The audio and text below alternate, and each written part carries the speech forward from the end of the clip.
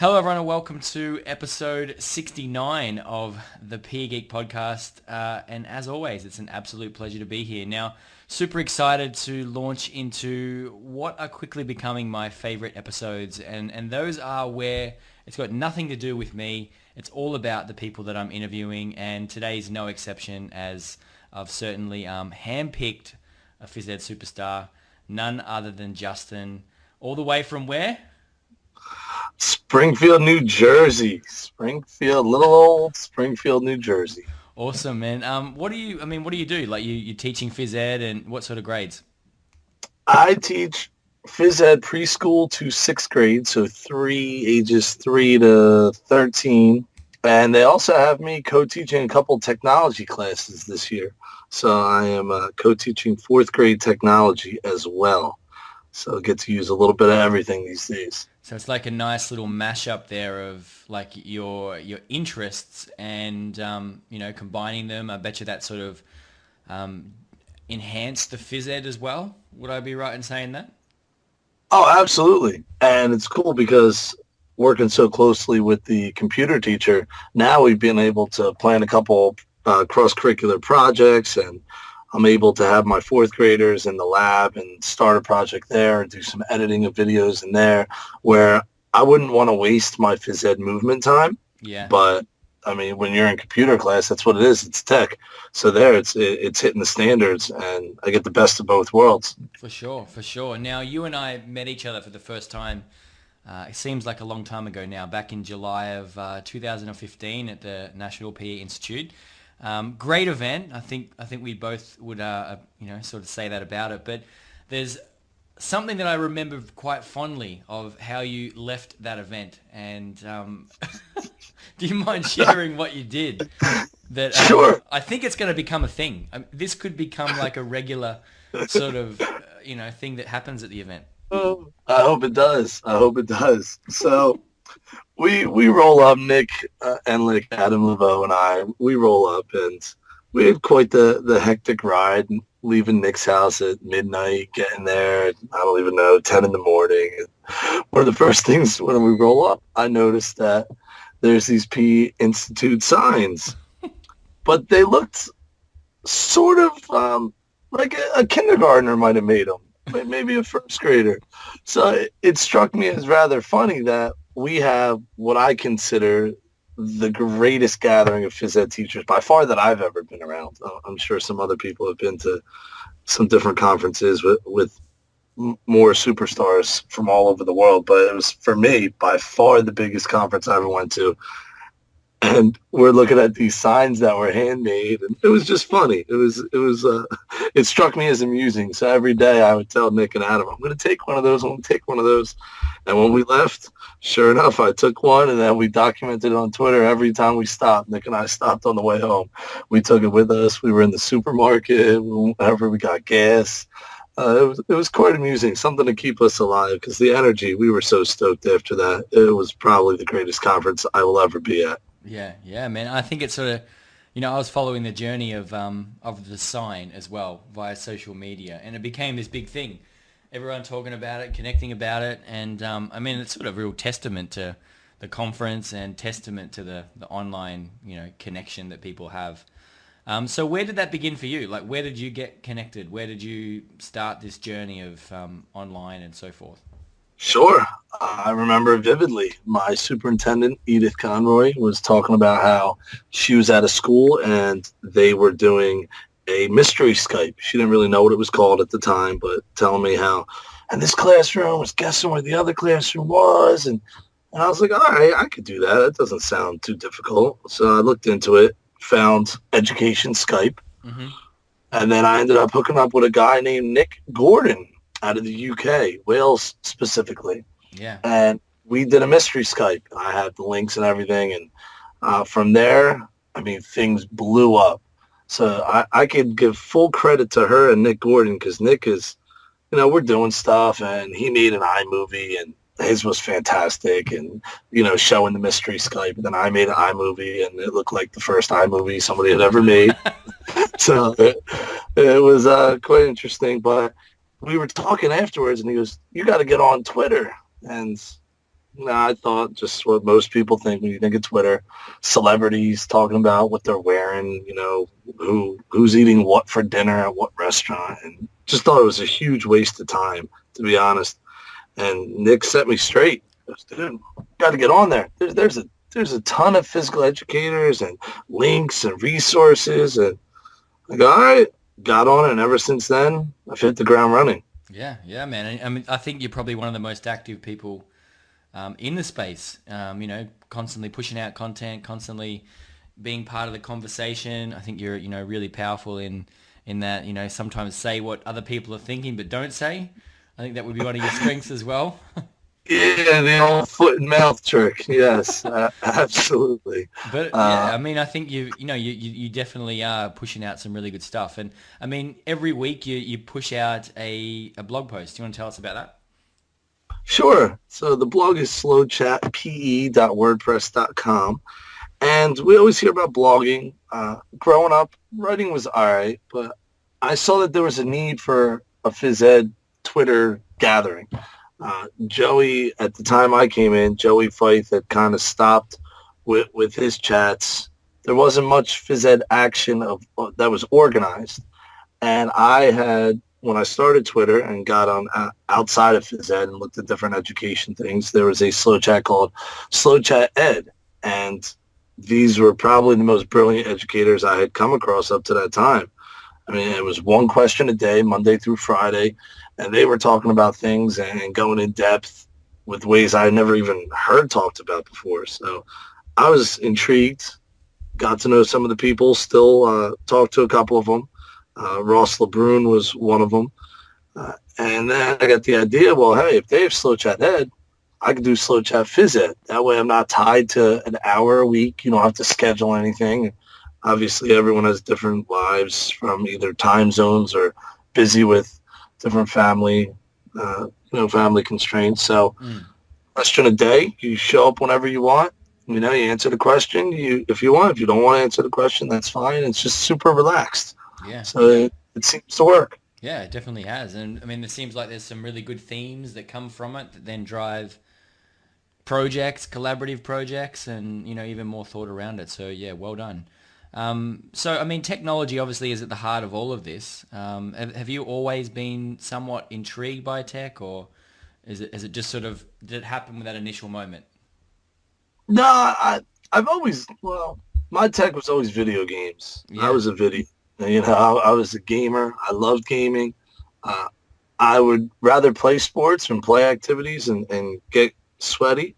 But when I wasn't doing that in college and even growing up when I was young, starting with Nintendo, and I just loved video games. And then when computers came out, I enjoyed computers. I messed many a computer up trying to figure something out. To be honest, I don't know a ton about technology. I know what works for me and what I like. And if it's easy to use and without too much hassle, I'll try to implement it. But I don't know too much. I don't know coding. I have kind of piecemealed my way through adding things to a computer, switching out hard drives, but usually with the help of a buddy who knows much more than I do and YouTube. So I love tech. I think it's great, but I don't think I'm very good at it, to be honest. I think that's really like testament to how powerful it can be. Like when used by people like yourselves, smart people, it can be completely out of the way. It doesn't have to be, it doesn't have to be this thing that you have to be also knowledgeable about. So the good tech should do that. I think you'd agree that it should get out of the way so that you can focus in on the important things. So when you are using it, what do you think makes tech work for you? Does it have to help student learning? Is it all about teacher efficiency? I mean, what do you value in that sort of equation? Well, for me, I'm all about relationships, forming bonds with different people. Doesn't matter where I'm at, what I'm doing. I'll talk to the person in the grocery stores in line behind me. So for me, I like tech increasing that, making my relationship stronger. And as a phys ed teacher, we're always, I don't know about we, but I'm always worried about the stigma. Do I just roll out the ball? Are parents thinking this? So really, I wanted to get into sportfolios and show the parents, this is what I'm doing in class. I have standards. I have outcomes that I'm teaching. We're not just playing games. So how can I allow my stakeholders to really see that? And that's where I think the strength of my use of tech comes in, with allowing people into my classroom, and that whether they're stakeholders or fellow phys ed people or admin from around the world, anyone can get a glimpse of my class. All they need to do is ask. Yeah. I mean, documenting it is a pretty cool thing. And now I know you're fond of a couple of portfolio tools in particular. Did you want to mention what they were? Sure. I mean, I'll talk about my bread and butter this year. It is SeeSaw. Yeah. I mean, SeeSaw could be the most versatile app I've ever come across. It does pretty much everything I want all at one time. So the basis of it's a portfolio app. You take videos or pictures, you put it in, it's under the kid's name. You can do it all as a class so everyone can see it, or you can do it individually. And that's cool, but that's not enough. I wanted parents to see growth. So what's really cool about SeeSaw, you send a link home to the parent through email, say, hey, sign up for SeeSaw, and then they can choose the way they want to get alerted, whether it's through the app or email or whatever it is. And then I show them their kid beforehand, with the younger kids specifically, beforehand, how they are, what they're doing, and then after. So, kind of like the baseline of the pretest and the summative. And that really, for me, is hammering home how much growth their child has in my class. Yeah. So that's just one, the initial part that makes it cool. Yeah, for sure. So, I mean, is there a take-up of SeeSaw and collecting evidence amongst everyone in your school, or is it something that's sort of happening just for you in isolation at the moment? It's me and the music teachers caught on to it a little bit as well. So in SeeSaw, you can make folders, and the music teachers made a folder and has some of the kids putting videos in there as well. Yeah. So it can be cross-collaborative, with other ones. I don't have many teachers that are willing to go the extra mile with that, because we always have 4 billion things on our plate. Yeah, I mean, have you found that it's been really good for looking back and then being able to assess correctly because you've got some evidence to back up your own judgments and those sorts of things? Absolutely. Yeah. By far, it's all there. It's completely objective. Completely. It's there. This is your child. My older kids will videotape themselves, or a partner will videotape them doing whatever standard outcome that we're talking about after we've practiced and done what we need to, and they have to basically prove to me that they've mastered the standard. Mm-hmm. Here's the standard. This is what I expect. A lot of times I'll let them choose the way they want to do it. Yeah. So they could do a tutorial, they could demonstrate it, they could do all different ways, and then it's all right there. So if a parent comes in and says, well, my child has a 2, they're progressing towards the standard. Why? Well, here's the videos. This is what I was looking for. This is what they gave me. This is what they showed. They're working towards the standard, or they've mastered the standard, or whatever the conversation has to be. Yeah, so you've got like real world evidence to back up things, because we're often guilty of this subjective, I'm the expert, this is my opinion, but really, sometimes we need a bit more than that, which is, I guess, what SeeSaw is so powerful for. So, in and amongst that journey, is there any other things that you've become really fond of? Obviously, you've got the portfolio thing. Is there any other bread and butter tools that you use on a day-to-day basis? Well, Adam got me all about the TeamShake app, and that's really cool for me because, yeah, of course, he loves that thing. Because the biggest part, besides the ease, I never had problems making teams. I know my kids. I don't have that many. It's not that difficult to know their skill level and break them up, make it even for whatever I want, or skew it to one side or the other, however I want. What really bothered me was when I would tell kids to get in groups and we weren't doing games, and I just wanted them to practice some skill or another, or whatever the activity was. And a lot of my special ed kids weren't getting chosen, or they were choosing each other, and you could kind of tell, like, the certain kids would run to each other, and then the last couple would kind of be walking around with this kind of lost look of, nobody wants me as their partner on my team, and that really has got to make you feel like garbage. So the TeamShake eliminates all that. I don't have to worry about it. And the kids for the most part, are pretty cool with it. Yeah, yeah. I mean, it's a pretty useful tool, like you said. If you want, you can get Ninja and make it sort of so that the teams are in your favor or in another way, or you can have kids who don't want to work, who don't work well together. It's a pretty useful little tool. So in and amongst that, I know you mentioned your early iMovie that you designed. I'm not saying that's a failure or anything, but have you ever had failures in the tech and PE space that you've gone to try something, you thought, oh, what's happened? Oh, sure. I'll tell you, for one of the biggest ones is trying to use the Google Drive and Google Classroom with iPads. Okay. Yeah. Apple and Google do not get along very well.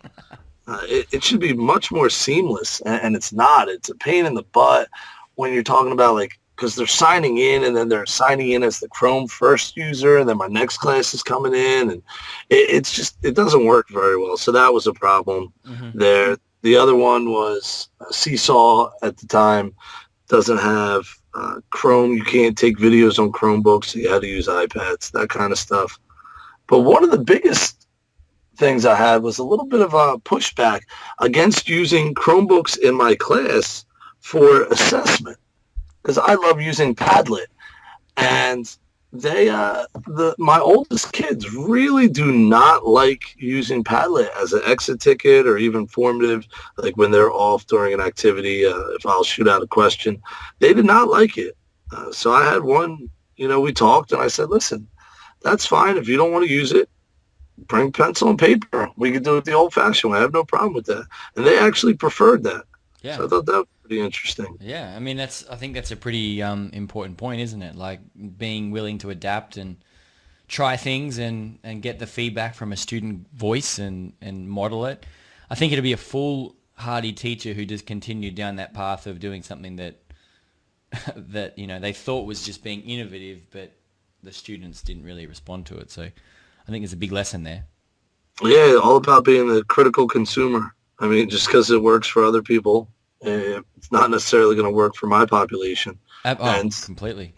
I'm pretty in tune with the kids. I mean, kids are pretty easy to read. I'm at elementary school, so they pretty much just tell you, oh, we're going to technology class. Like, it's 3 minutes on a Chromebook giving me an exit ticket. Like, really, is it that big of a deal? But if it is to them, I'm willing to change. That's fine. Yeah. So you mentioned Chromebooks. Are they something that the school rolled out, or is there a combination of those and other things? Yeah, we have, we're one-to-one with Chromebooks from third grade and up, so I have them bring them down every class, although I don't use them every class. Yeah. And we have a floating iPad cart for third grade and up, and most teachers don't even use it. It actually sits in my office like 80% of the time, and I house it there. So I actually just moved it out the other day, but so that's sitting there. So I do have a ton of access to tech, absolutely. Yeah, I mean, you sort of make a pretty interesting point about, you've got this floating cart, but it sits mostly in your space. It is a shared tool. I'm assuming other teachers could use it, but they don't. And I think it comes back to that whole idea that, just because you give and hand out tech doesn't necessarily mean or translate into people being better teachers. I think you'd agree with that also, wouldn't you?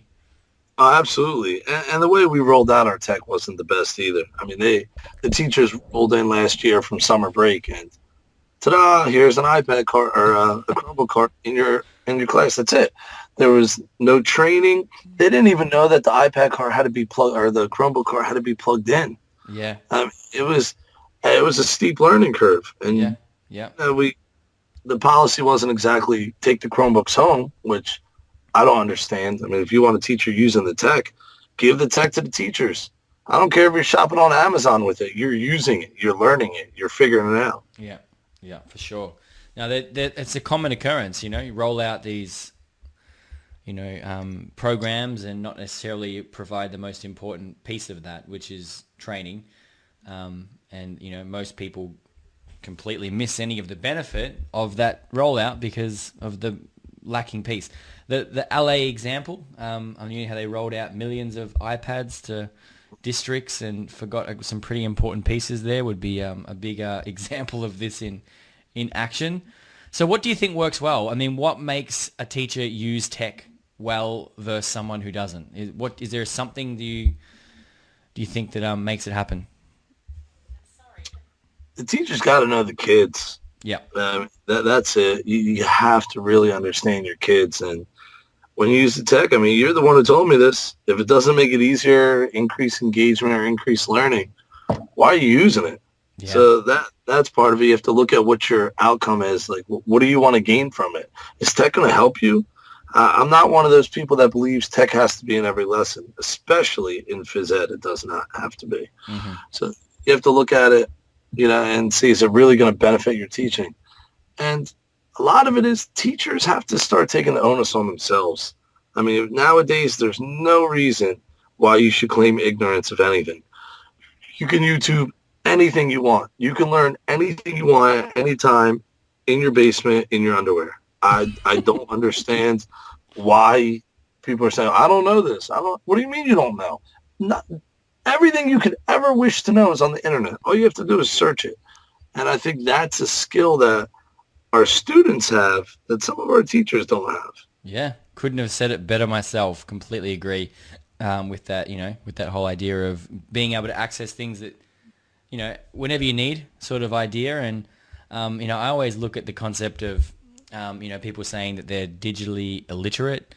And I equate that to, people tend to celebrate that. They might say, oh, no, I'm digitally illiterate. Have you heard that sort of thing before?